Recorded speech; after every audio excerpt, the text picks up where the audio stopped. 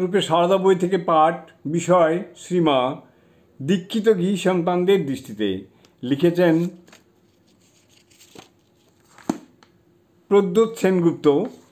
পরবর্তী অংশ।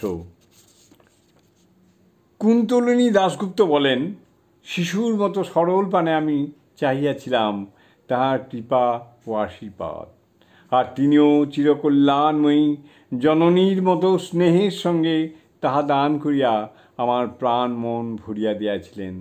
বেশ মনে আছে তাহার প্রত্যেকটি কথা, প্রত্যেকটি ব্যবহার বুকের ভিতর এক একটি আনন্দের তরঙ্গ তুলিয়াছিল।